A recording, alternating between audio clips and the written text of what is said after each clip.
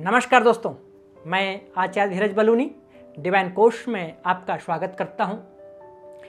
रत्न ज्योतिष की इस कड़ी में हम आज आपको जानकारी देंगे मीन लग्न के संबंध में कि मीन लग्न के जातक कौन सा रत्न धारण कर सकते हैं, कौन सा नहीं कर सकते हैं और कौन सा रत्न आजीवन धारण कर सकते हैं।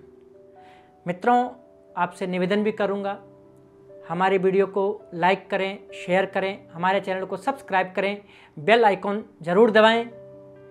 मीन लग्न की बात करेंगे कि मीन लग्न के व्यक्ति सूर्य के रत्न माणिक को धारण कर सकते हैं या नहीं कर सकते हैं। अगर बात करें हम कुंडली की, तो कुंडली में सूर्य जो है छठे भाव का स्वामी होता है और छठे भाव जो होता है शत्रु भाव होता है, रोग भाव होता है। छठे भाव का कभी भी रत्न नहीं पहनना चाहिए। इसलिए मीन लग्न की पत्री में हम कभी भी सूर्य रत्न माणिक या रूबी नहीं पहन सकते और नहीं पहनना चाहिए। आगे हम बात करेंगे मीन लग्न में जो मोती, जो चंद्रमा का रत्न मोती है, मोती के संबंध में। मीन लग्न में चंद्रमा बनता है पंचमेश, पंचम भाव का स्वामी। पांचवां भाव विद्या का भाव है, बुद्धि का भाव है।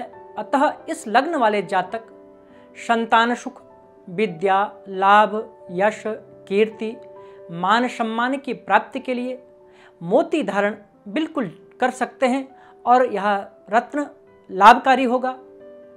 इसी प्रकार से हम आगे बढ़ेंगे और मीन लग्न में जो बात करेंगे हम मंगल के रत्न मूंगा के संबंध में।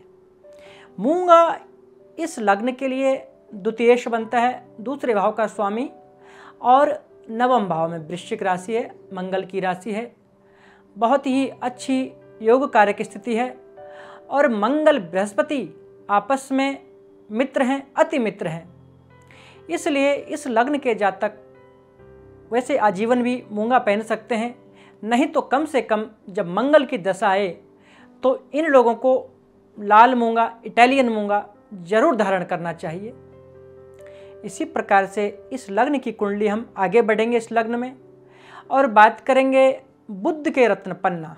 बुध जो है चतुर्थ भाव का स्वामी, जहाँ 3 नंबर है बुध की राशि है, और सप्तम भाव जहाँ कन्या, ये भी बुध की राशि है। तो बुध का रत्न होता है पन्ना। पहली बात तो यहाँ पर जो बुध है, जो केंद्र अधिपति, 2 केंद्र का स्वामी, एक जो केंद्र, ये वाला केंद्र भाव और ये वाला केंद्र भाव, दोनों केंद्र भाव का स्वामी है। इसलिए बुध को केंद्र अधिपति दोष लगता है। इसके बाद भी अगर बुध चतुर्थ भाव में हो, सप्तम भाव में हो, नवम भाव में हो, दशम भाव में हो, एकादश भाव में हो, तो बुध का रत्न धारण पन्ना कर सकते हैं। और बुध की दशा महादशा में, वैसे बृहस्पति और बुध आपस में मित्र नहीं है। इसी प्रकार से बात करेंगे हम बृहस्पति के रत्न पुखराज के संबंध में। इस कुंडली के लिए बृहस्पति स्वयं लग्नेश है और दूसरा दशम भाव का स्वामी है।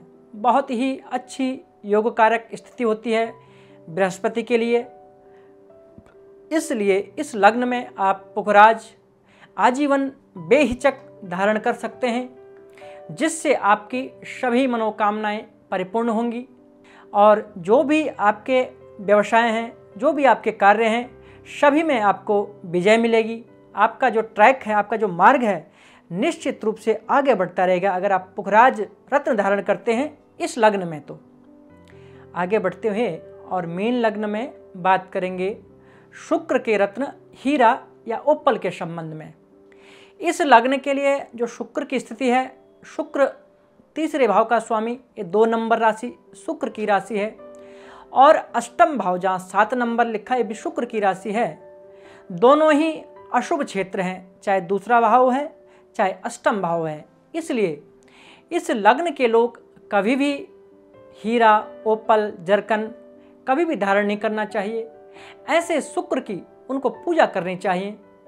अब बात करेंगे हम मीन लग्न में शनि के रत्न नीलम के बारे में। इस कुंडली के लिए जो शनि की राशियां बनती हैं, वो एकादश भाव और द्वादश भाव 10 और 11 नंबर की जो राशियां हैं ये शनि की राशियां हैं।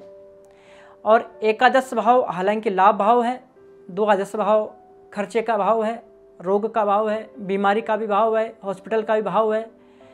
और इस लग्न से संबंध जो बृहस्पति और जो शनि का संबंध है वह मित्रता का संबंध नहीं है। इसलिए मीन लग्न में कभी भी हमें नीलम रत्न, नीली या शनि के जो रत्न होते हैं चाहे एमेथिस्ट हो, कोई भी धारण नहीं करना चाहिए। तो दोस्तों आज हमने आपको जानकारी दी मीन लग्न के संबंध में कि मीन लग्न के जातक कौन सा रत्न धारण करें। पुनः आप बंधुवर मित्रवर आपसे निवेदन करूंगा, हमारे वीडियो को लाइक करें, शेयर करें, हमारे चैनल को सब्सक्राइब करें, बेल आइकॉन जरूर दबाएं। आज के लिए इतना ही। नमस्कार, धन्यवाद।